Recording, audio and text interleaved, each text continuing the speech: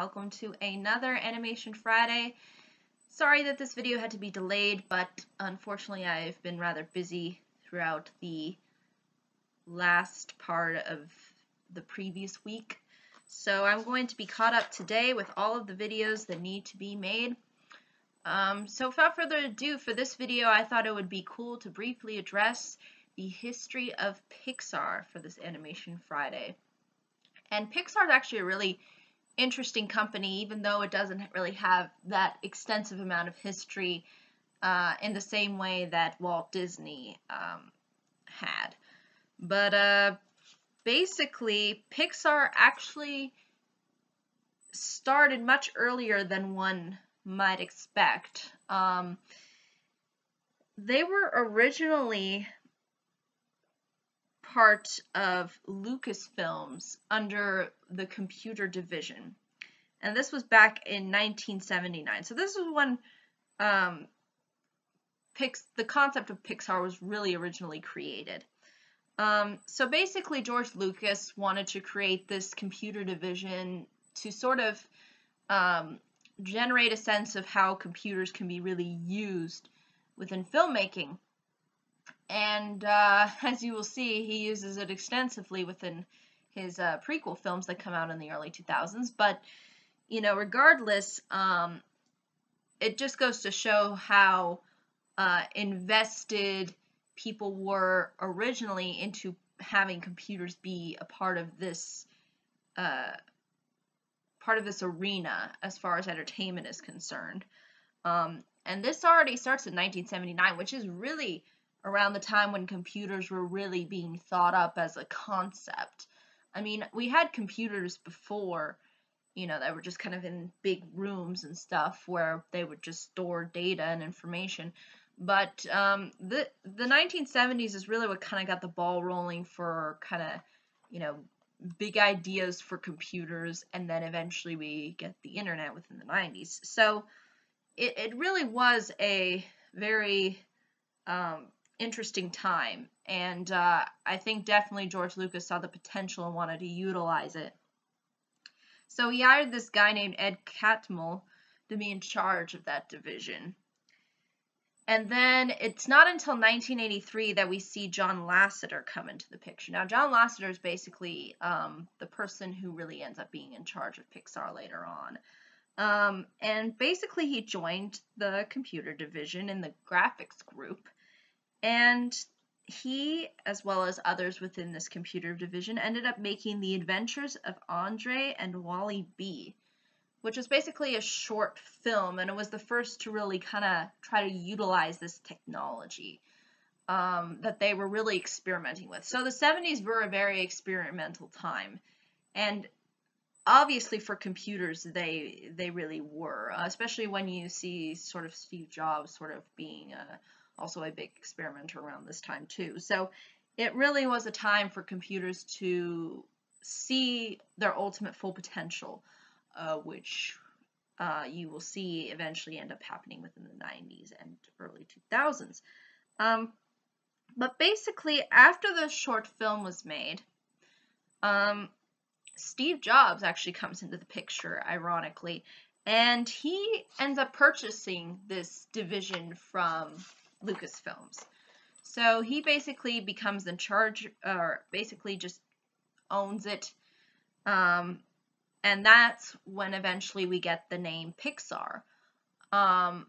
So there, obviously with someone like Steve Jobs, you're going to have a lot of money behind it. So it really allowed John Lasseter to sort of move up within the ranks, because eventually after that he was able to create Luxo Jr., which was a short that I mentioned when I was discussing my favorite Pixar shorts. And then this was very important to him, not only from his career standpoint, but also for the whole concept of inserting computers within animation, because this was the first 3D dimensional computer animated film that was nominated for an Oscar. So it was really when people were starting to take the whole concept of computers being within this medium of entertainment seriously. And then after this particular short, there was it was followed up by another short named Red's Dream. And also we got, I believe it is Tin Toy after that, followed by Nick Knack, which was another animated short that I mentioned that Pixar was involved with. And that was the first stereoscopic 3D computer animated short. So basically, Pixar started off in the realm of shorts. And I think this only makes sense because since computers were really being experimented with and really kind of being a new platform, it would only make sense that shorts would be the dominant way of showcasing that entertainment. It's sort of similar to when animation started within like around the really started kicking off within the 1920s, and when we had not even sound to work with until a little later on within the 20s. So again, and this is when we didn't even have animated films yet. So really, Pixar was really the sort of second stage of, and on a similar pattern, you could say, to Walt Disney's career when he started out, because he started out when animation was just getting started, and obviously there was still a lot of experimentation, and eventually he was able to make his first full-length feature animated film out of it.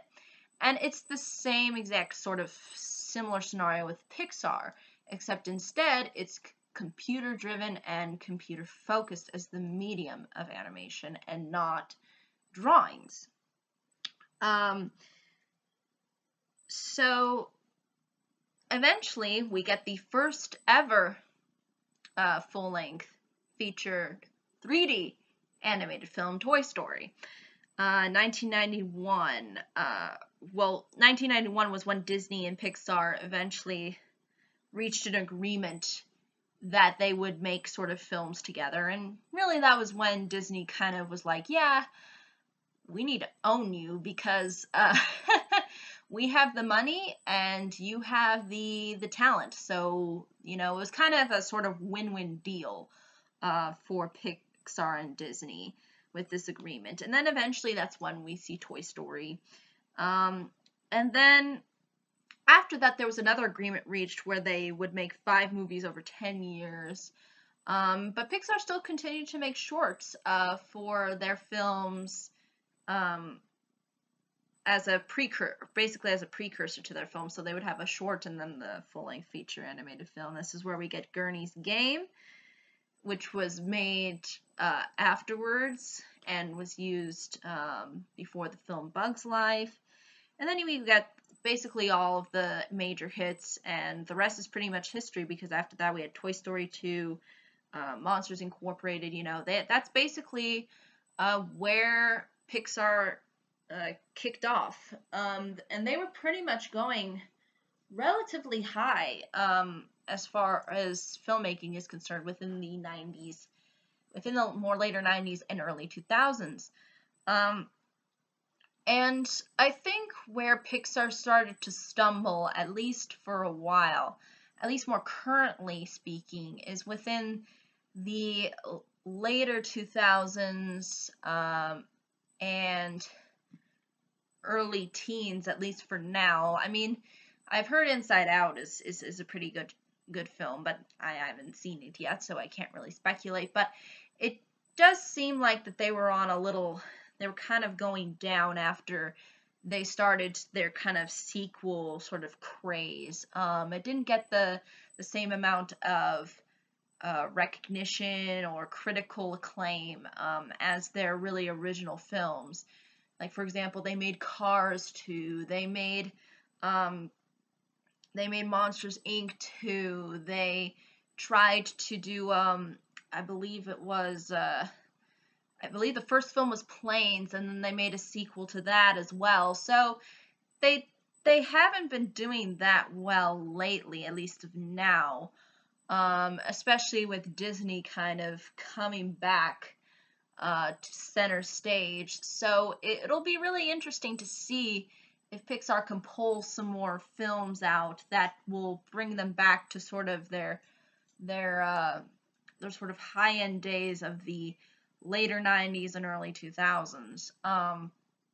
But we'll see. I mean, we'll see what eventually happens with them. But that's really the history behind Pixar. It's really not all too complicated. Because again, there's not a huge amount of history involved, but at the same time, it's still all very fascinating. I mean, I think it really shows you how animation has evolved and how the medium has really altered the way in which we view these kinds of cartoons. And Pixar was really the studio to change that. You could argue DreamWorks did contribute to it as well, but I don't think in the same caliber as Pixar, because Pixar was really the only studio who did focus on making computer-generated imagery, CGI animation. They were never really, their primary focus was really never 2D, although you can argue that it does start from drawing things out. It's not ultimately the same when you put it into a computer, and the movement is not made through drawings, but through computer imaging and creating movement using computer graphics. So obviously this has left, I think, a really huge and very interesting impact on animation. Now, some people may not like this approach, and I can understand why. I can understand that not only does 2D animation have a lot of nostalgia, but there was a certain amount of artistry to it. You know, it flowed. It didn't feel very artificial. Whereas 3D animation, you know, there's a lot of artificial, you know, just the movements feel very, you feel like it's a computer. You know, you feel like this is something that somebody drew out of a computer and not something that they drew by hand. So that's, I think, though, understandable, that people would naturally gravitate towards a more older style, especially if they grew up with the older style, which I primarily did. But it's not to say that I don't think Pixar has done some interesting works, because obviously they have, and I think they've actually impacted animation more so in a positive than in really a negative way. I mean, you can argue about 2D versus 3D all day, but I think at the end of the day, they still created some interesting stories. They kind of made an interesting brand out of themselves because, you know, on the one hand, they do have elements of Disney, but then they also brought in their own kind of unique take on things, and they kind of expanded upon different ideas that Disney didn't really have during the time. So I think you could say that Pixar really did help sort of sustain Disney. And I think they probably did play a major role in Disney Studios eventually kind of coming back and trying to recreate their kind of brand image. And it's interesting how the fact that they sort of work together and still kind of compete, I guess you could say. So it's very fascinating, and I think it all works well. And I think that they have a brand, and they really went with that concept of their brand, which was computers. And Pixar, I think, is a name that suits itself well. I think it might be a reference to kind of pixels. I'm not exactly sure. I don't want to say for sure exactly where the ultimate name came from, because according to my research, it didn't really say. But you know, just the way that it sounds, the way the way in which they execute their films is largely based within this sort of modern day world and modern day thinking. And a lot of that is based within computers. So yeah, I think it ultimately works to this studio's advantage. But unfortunately, they've had some setbacks, obviously from storytelling perspective and whatnot. But who knows? Maybe they'll eventually kind of pick up ground again. But I think overall, they are a very fascinating and interesting company. But I think that's really ultimately all I can say in regards to this topic. But thank you so much for watching. I hope you all have a pleasant day, week, month, and year, and I hope to see you all in the next video. Take care. Bye-bye.